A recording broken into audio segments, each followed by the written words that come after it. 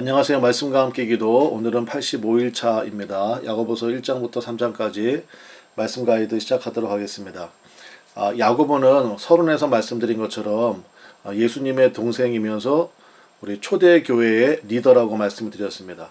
그러니까 이미 초대교회 안에도 행함이 없는 믿음에 대한 많은 문제들이 발생했다는 것입니다. 그래서 야고보서 말씀을 통해서 정말로 하나님께서 기뻐하시는 믿음은 어떠한 믿음인지 우리가 만날 수 있다고 생각합니다. 그래서 이 말씀들을 통해서 우리들의 믿음이 하나님께서 기뻐하시는 그러한 믿음으로 성장하는 귀한 은혜가 있기를 바랍니다. 1장 내용에 들어가도록 하겠습니다. 첫 번째는 시험이 복인 이유, 이렇게 주제가 나옵니다. 2절에 보니까 내 형제들아 너희가 여러 가지 시험을 당하거든 온전히 기쁘게 여기라. 그러니까 여러 가지 시험이라고 했습니다. 그러니까 믿음의 길에는 많은 시험들이 있다는 것입니다. 그런데 그 시험을 만났을 때 도대체 나한테 무슨 문제가 있나, 내가 무슨 죄를 지었나 이러지 말고 온전히 기쁘게 여기라. 여기라는 말이 간주하라 이런 뜻이거든요. 그냥 기쁘게 간주해 버리는 것입니다. 그 이유가 뭐냐면 믿음의 시련이 인내를 만들기 때문이라는 것입니다. 3절에 보니까 이는 너희 믿음의 시련이 인내를 만들어내는 줄 너희가 알미라. 그러니까 시험이라는 말과 시련이라는 말이 이제 같이 쓰이고 있거든요. 특별히 여기 시련이라는 말이 헬라어로 도키미온인데요. 우리 이제 재련한다는 거 있잖아요. 금속을 불에 넣어가지고 깨끗하게 만드는 거. 그런 것을 나타내는 단어를 사용하고 있습니다. 그러니까 굉장히 막 쇠를 녹일 정도의 불이니까 시련이니까 얼마나 힘든 시련이겠습니까? 그러나 우리가 히브리서 말씀을 통해서 본 것처럼 하나님께서 우리에게 감당할 시험 외에는 허락하지 않으시잖아요. 그러니까 시련이 왔을 때 그거를 견디는 것이 굉장히 중요하다는 거예요. 그러면 이제 인내가 생기겠죠. 그러면 그 인내의 목적이 뭐냐면 세 가지라는 것입니다. 저는 그 야고보서 말씀이 참 좋은 게 뭐냐면 굉장히 선명합니다, 말씀이. 그래서 인내의 목적이 세 가지인데 첫 번째는 온전, 그러니까 영어 성경에는 mature, 그러니까 성숙하게 만들고요. 두 번째는 구비, complete, 그러니까 완성시킵니다. 그 다음에 조금도 부족함이 없게 된다. 그러니까 not lacking anything. 그러니까 어떤 면에 있어서도 부족함이 없는 그러한 은혜가 임한다라는 것이죠. 그래서 4절에 이제 이걸 보면은 인내를 온전히 이루라. 이는 너희로 첫 번째가 뭐라고 그랬습니까? 온전. 두 번째가요. 구비. 그 다음에 조금도 부족함이 없는 그러한 믿음의 힘이 나타나게 된다는 것입니다.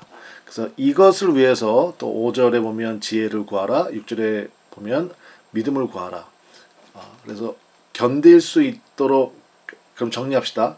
믿음의 시련이 왔습니다. 그럼 이거 우리 인내해야 되죠. 인내하는 방법은 뭐예요? 기쁘게 여겨버리는 거예요. 그리고 지혜를 구하는 거예요. 이거를 잘 견뎌나갈 수 있도록. 그리고 이것의 결과가 온전 구비 조금도 부족함이 없게 됨이잖아요. 그를 믿고 나갈 수 있는 은혜를 구하라는 것입니다. 그러니까 아마 초대교회도요, 이 시험 때문에 낙심하거나 좌절하는 사람들이 굉장히 많았었나 봐요. 그러니까 이 권면을 먼저 하고 있습니다. 두 번째는 시험에 두 가지 종류가 있다는 것입니다. 구별이 필요하다는 얘기인데 12절에 보니까 시험을 참는 자는 복이 있나니 이는 시련을 견디어낸 자가 주께서 자기를 사랑하는 자들에게 약속하신 생명의 면류관을 얻을 것이기 때문이라. 그래서 이제 시험이라 영어 성경에는요, 시험 테스트라고 나오고 시련은 트라이얼, 거의 같은 뜻입니다. 그래서 이건 견디는 것, 이렇게 우리가 이해하시면 되겠습니다. 그러면 뭘 얻는데요? 생명의 면류관을 얻게 된다. 이렇게 말씀하고 있죠.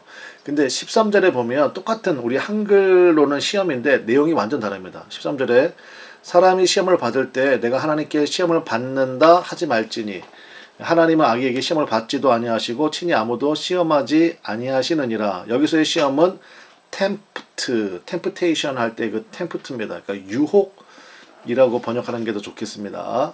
그러니까 다르죠, 완전히. 그러니까 견뎌야 될 시험이 있고요. 그 다음에 유혹 같은 시험이 있습니다. 이거는 빨리 피해야 되는 거거든요. 요셉 같은 경우 보디발의 아내가 유혹의 시험을 했잖아요. 그때 거기서 주님 제가 이 유혹을 이길 수 있도록 힘을 주십시오 해서 거기서 뭐 기도하고 있고 금식하고 있으면 안 된다는 거 그냥 피해버리는 것입니다. 그래서 유혹은 그 자리를 피하는 거예요, 여러분. 그래서 14절과 15절에 보니까 오직 각 사람이 시험을 받는 것은 자기 욕심에 끌려 미혹됨이니 욕심이 잉태한 즉 죄를 낳고 죄가 장성한 즉 사망을 낳느니라. 제가 여러분에게 여쭤보겠습니다. 여기 14절에 나오는 시험은 그러면 테스트이겠습니까? 아니면 템프테이션의 시험이겠습니까? 당연히 템프티드의 시험이겠습니다. 그러니까 유혹이죠. 미혹된다. 그러니까 욕심에 끌려서 이제 딱 미혹이 돼버리는 겁니다. 여러분 죄가 왜 무섭냐면요. 죄는요 지속성과 확장성이 있기 때문에 그렇습니다. 우리나라 속담에도 있잖아요. 바늘도둑이 소도둑 된다고. 그래서 초기 대응이 굉장히 중요합니다. 그러니까 정확하게 구별하고 이것은 내가 견뎌야 될 시험인지 피해야 될 빨리 그 자리를 떠나야 될 시험인지 구별을 해야 됩니다. 그리고 나서 이제 야고보서의 전체 주제라 할 수 있는 행함이 있는 믿음에 대해서 1장에서 살짝 언급하고 있습니다. 행함이 있는 믿음은 어떤 믿음이냐? 22절에 보니까 너희는 말씀을 행하는 자가 되고 듣기만 하여 자신을 속이는 자가 되지 말라.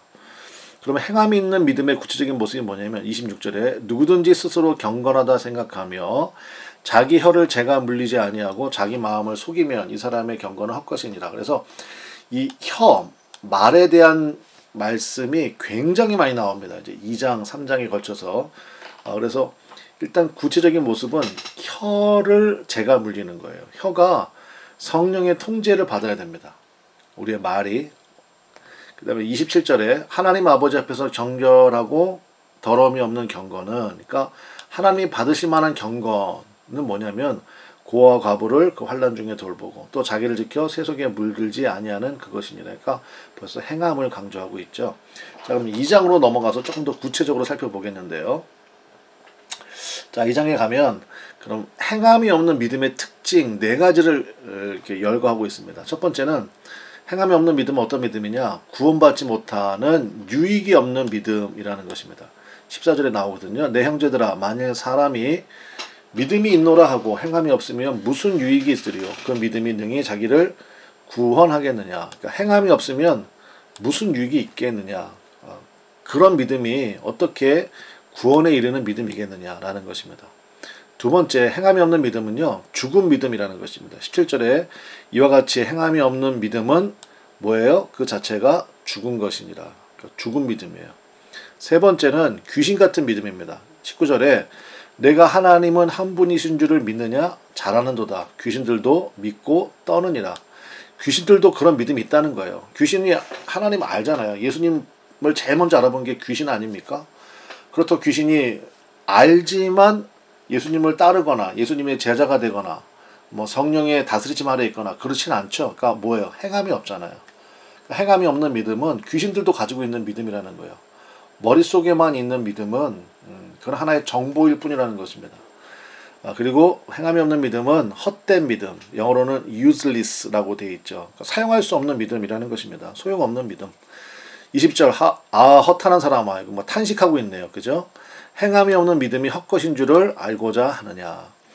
그러면서 이제 야고보서의 전체 주제라고 할 수 있는 굉장히 중요한 메시지가 선포가 되고 있는데요. 그게 뭐냐면 이행득이, 우리는 이신칭의를 많이 들어보셨죠.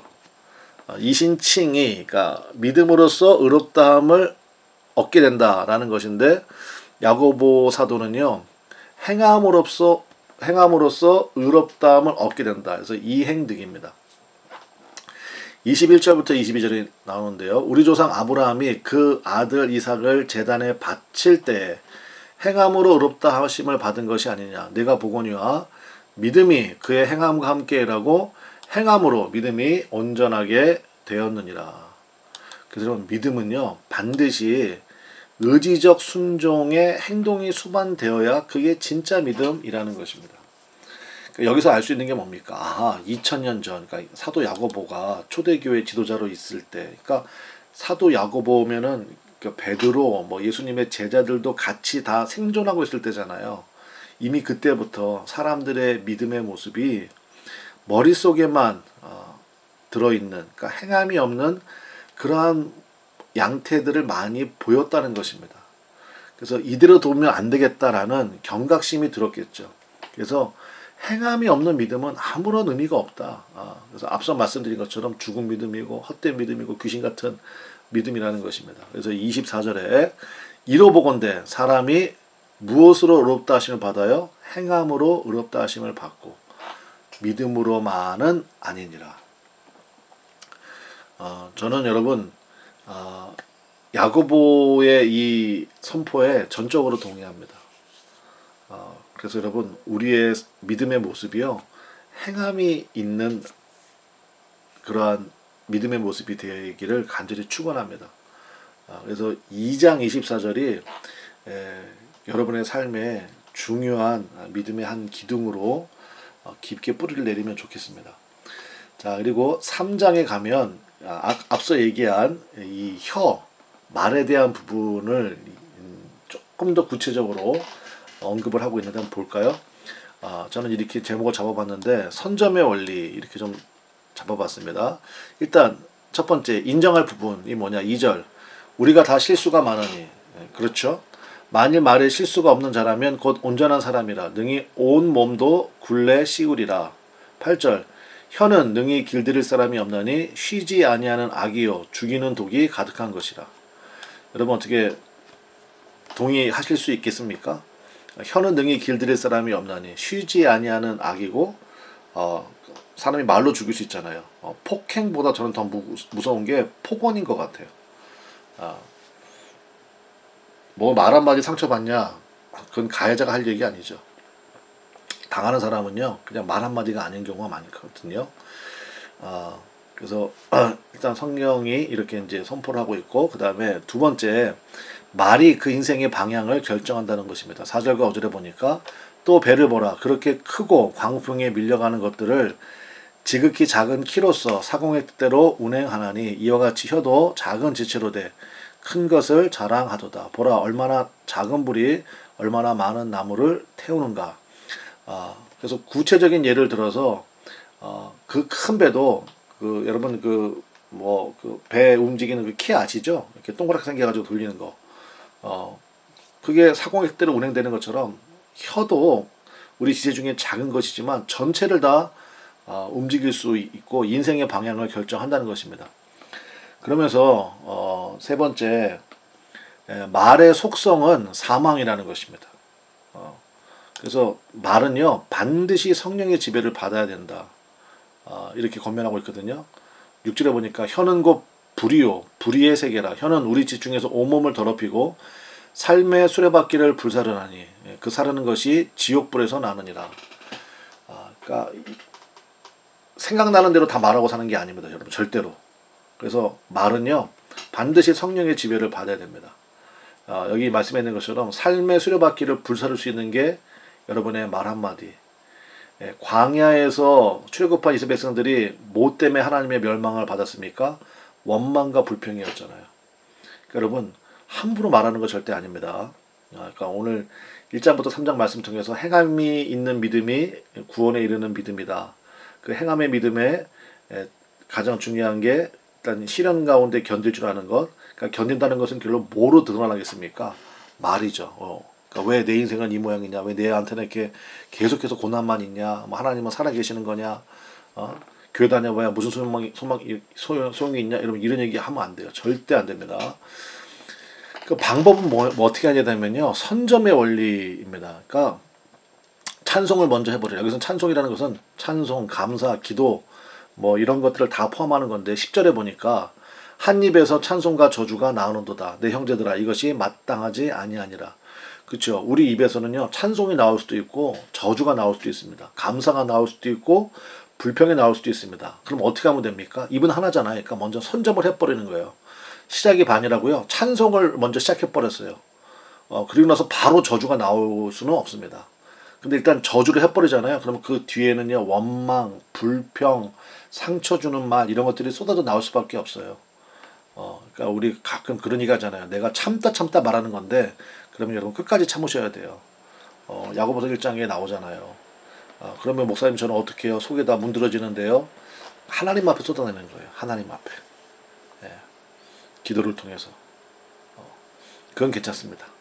자, 마지막으로 위로부터 난 지혜가 있다는 것이죠. 그게 뭐냐면 성령으로 다스리심 받는 것입니다. 17절부터 18절 오직 위로부터 난 지혜는 첫째 성결하고 화평하고 관용하고 양순하며 긍휼과 선한 열매가 가득하고 편견과 거짓이 없나니 화평하게 하는 자들은 화평으로 심어 의의 열매를 거두느니라. 화평케 하는 자들입니다. 여러분의 말 한마디로 화평이 선포되어지는 은혜가 있기를 바랍니다. 굉장히 중요한 내용들이 많이 있었습니다. 여러분들이 묵상 기도를 통하여서 이 가이드를 기초로 한번 점검해 보시고 또 여러분 성경에 표시할 부분은 표시하시고 또 우리가 기억해야 될 부분은 기억하고 또 붙들고 씨름해서 하나님 앞에 해결해야 될 부분은 기도를 통하여 해결되는 은혜가 있으시기를 바랍니다. 행함으로 의롭다함을 얻는 그런 믿음의 귀한 성숙이 우리 가운데 있기를 간절히 축원합니다. 감사합니다.